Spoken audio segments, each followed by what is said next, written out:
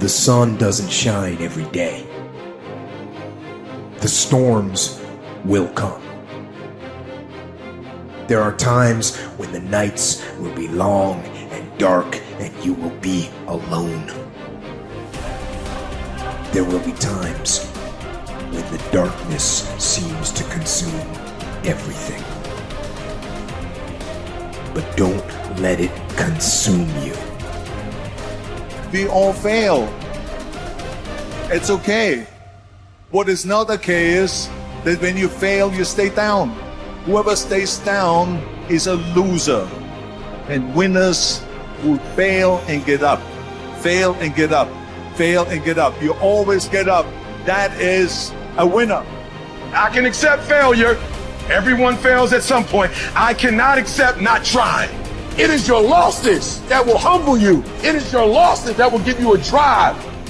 It doesn't matter about what happened yesterday. It doesn't matter what happens to you. The only thing matters, what are you going to do about it? As long as you're here, you have a chance to transcend yourself. You can decide that you're going to stand up to life. It's necessary you take responsibility for it. That you don't give up, that you don't take any objection or disappointment or defeats personally. So yes, I'm in charge here. I'm going to do something about this situation. When you embark this journey, you must know that it's going to go down before it comes up. But when it comes up, it's going to go so much higher than you've ever been. Sacrificing today for tomorrow's betterment. But if you didn't know that, you didn't prepare for that, you think something's wrong, maybe it's time to stop. No, it's time to move even further. You have to be equipped mentally to endure this process. Knowing what you're about to go into is step one. Knowing it's an uphill battle, but a winnable one and one that's achievable. Only those who are willing to risk going too far can possibly find out how far one can go. I want to see how far I can go. I want to see what I can accomplish. I want to see what I can do, what I can be, what I can have. I want to see. I don't want to see what I think I can do. I don't want to see what I think is possible. I want to see what my life would look like if I didn't count the cost. Because if you count the cost and you see how much it costs, you might quit. So you got to go in knowing that I don't count the cost. I do as many push-ups as it takes, as many sit-ups as it takes, as many reps as it takes. I pay whatever the price is. You get to a point when you don't count it. You just do whatever it takes to get whatever you want. So you got to consider before you start anything, what is a commitment level? If you commit to something, you don't stop until you win. Wake up in the morning, you rise and you grind. You join that health club, don't quit. You started that business, don't quit. Your mind has got to be steadfast. Your mind's got to be locked in, no matter what. Because we are champions, and we never quit.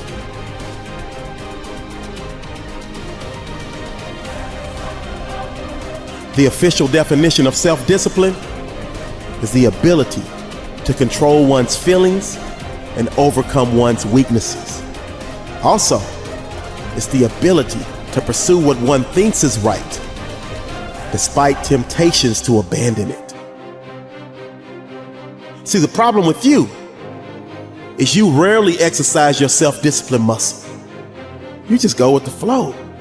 No backbone whatsoever.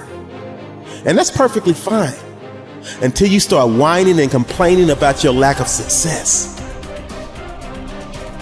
Whining and complaining about your lack of progress. Whining and complaining that you're not gaining any momentum and you can't seem to get ahead in life. You're wasting a bunch of percentage here. We have 80 more percent that we're not tapping into because in this other 80% is suffering, pain, failure,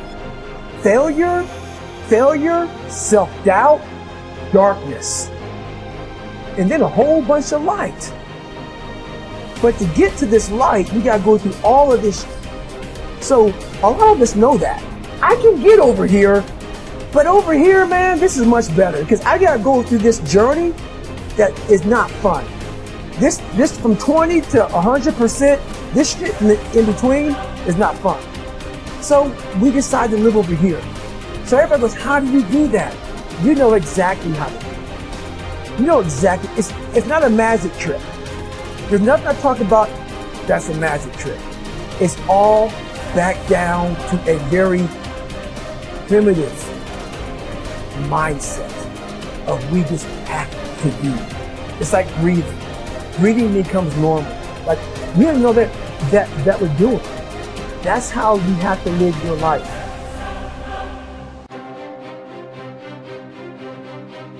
Truth of the matter is that you have a lot of potential as a child, but none of that is capable of manifesting itself as freedom before you become disciplined. And discipline is a matter of the imposition of order, and the order is necessary, especially for people who are hopeless and nihilistic. And what does it mean? Well, it doesn't mean, geez, I hate getting up at 8 o'clock in the morning to get ready for work. That just means that you're not very disciplined, you know, or maybe that it might mean something deeper. But I'd start with lack of discipline before, you know, rearranging your whole life.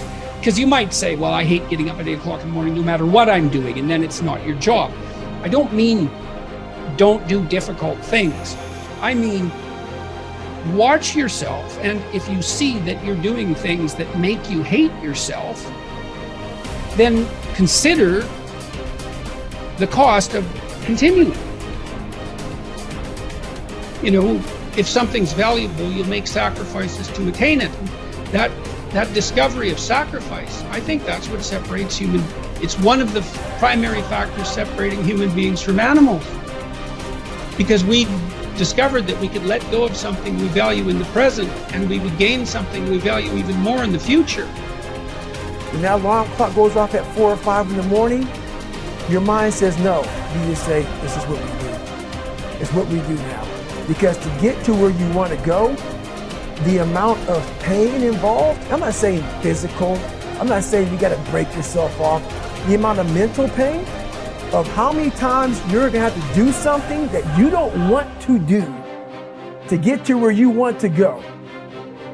When I was 297 pounds and I was fat as hell trying to be a Navy SEAL, the scariest thing in the world to me, even to this day, was that could have been the rest of my life. I thought then I was trying hard. That's the scariest thing in the world. I thought then, 297 pounds, working for Ecolab, spraying for cockroaches, making $1,000 a month. I thought that was me at my 100% potential. Come to find out, a few years later, I wasn't anywhere near that. 106 pounds less, graduate Navy SEAL training, went on to do all these other things. Looking back on that was me trying hard. That's why people gotta understand, what is in us, we have no idea until we start trying hard. And I mean really trying hard, when you're obsessed with, hey, this is my new norm. My new norm is that, wow, this isn't always fun. It's not always meant to be fun. And that's when you know you're trying hard. As C.S. Lewis said, hardships often prepare ordinary people for an extraordinary destiny. People look at their past to decide who they are. People look at their past to decide who they can be. But the problem is, oftentimes, people mistake difficulties, suffering, pain, for being bad, being less than, being broken, and it erodes their sense of self-esteem. It erodes their sense of self-worth. But nothing could be more opposite from the truth, because in reality, no matter what you've gone through, no matter how hard it was, all of it was shaping you into the person that you can become. The hardships, the difficulties, the pain, the suffering, all of that makes you tougher. It is literally in the difficulties that you begin to find just how much you're capable of. It's in the suffering that you find out how resilient you are. It's in the pain that you can rise up and get tough. And all of that is going to serve you as you move forward, but you have to know how to frame it. You have to know how to think about it. You have to know that whatever you've been through, that all of it is an opportunity to learn. All of it is an opportunity to grow. All of it is an opportunity to get better, but you have to use it to shape yourself. You have to lean into it. You have to know that the pain and the suffering, all of it is serving you. But if you're telling yourself a story that diminishes you, if you're telling yourself a story that bad things have happened to me, or I've done bad things and that makes me a bad person, then none of it is going to help you. And you're always going to move backwards. And it's going to be this stress and this pressure that's pushing you backwards. Instead, if you could put it behind you, said it pushes you forward, it propels you to be more, then no matter what's happened to you, you can become something truly extraordinary. And as David Livingstone said, I'll go anywhere, provided it be forward. You can't wait for